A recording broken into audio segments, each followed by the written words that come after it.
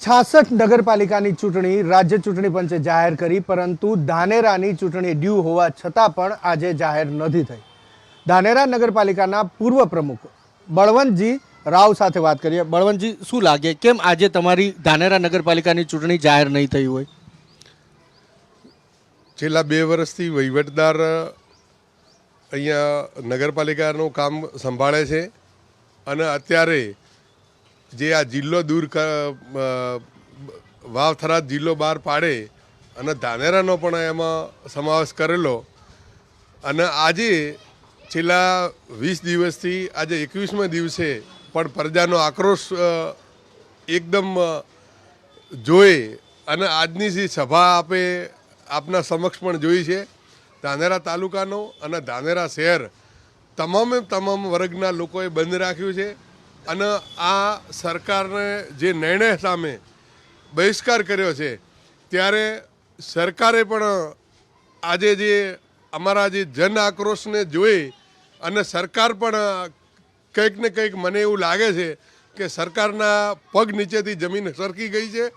અગાઉ પણ 2 ટર્મથી નગરપાલિકા કોંગ્રેસ શાસિત રહી છે અને અત્યારે પણ આજના માહોલ અને જે એમનો આ નિર્ણયના કારણે આ વખતે પણ નગરપાલિકા કોંગ્રેસની બનવાની હતી, એ એમના આગેવાનોના મૂળે પણ આ વાત હતી।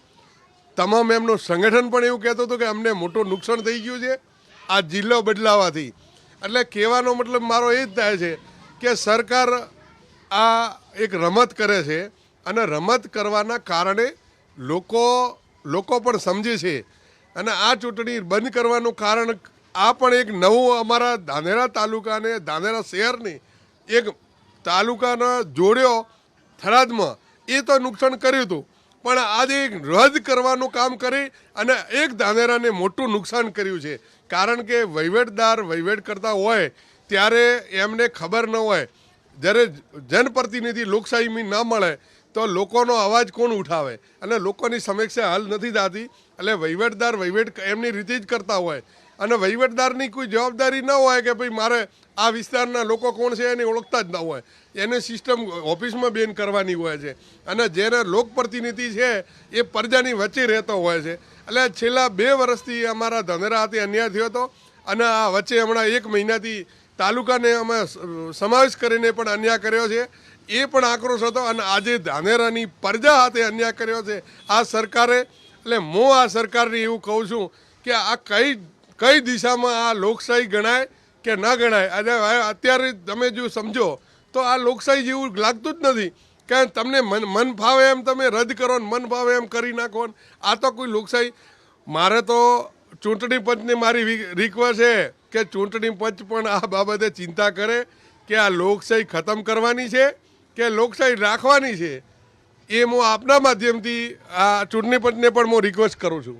ના, પણ ચૂંટણી પંચ તો સ્વાયત્ત સત્તા છે, તમે ભાજપ સરકારની અને ચૂંટણી પંચ બેયની વાત કરો છો। ચૂંટણી પંચ સ્વાયત્ત સત્તા છે, ચૂંટણી પંચને સત્તા છે, પણ ચૂંટણી પંચે આજે ચૂંટણી પંચ પણ એમાં બોલતા નથી ને।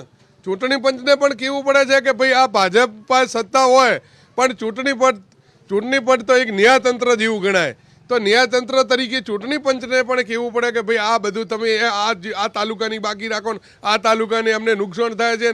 આ ભારતીય જનતા પક્ષના ઈશારે જો ચૂંટણી પંચ ચાલતો હોય ત્યારે આ લોકશાહીનું ખૂન કર્યા બરાબર ગણાય છે। તો હવે કોંગ્રેસ એટલે કે તમારું આગળનું સ્ટેપ શું રહેશે, શું કરશો? એમાં કોંગ્રેસ તો કોંગ્રેસની લડાઈ લડશે, પણ મારી આપના માધ્યમથી ધાનેરાની પ્રજાને પણ વિનંતી કરું છું કે આ ભારતીય જનતા પાર્ટી જે આ કાવા દાવા કરી અને લોકશાહીનું ખૂન કરે છે એને અમે જડબા તોડ જવાબ આપશું અને આવનારા સમયમાં ધાનેરા એના માટે અમે આ આંદોલન તો અમારું ચાલુ છે, પણ હવે નગરપાલિકા માટે પણ અમે અમારી લડાઈ ચાલુ કરશું અને આ આંદોલનને અમે આગળ વધારશું અને જે સરકારે જે અમારા ધાનેરા હાથે અન્યાય કર્યો છે એ બાબતે અમે આગળની રણનીતિ નક્કી કરશું, તમામ સંગઠનના લોકો ભેગા થઈને।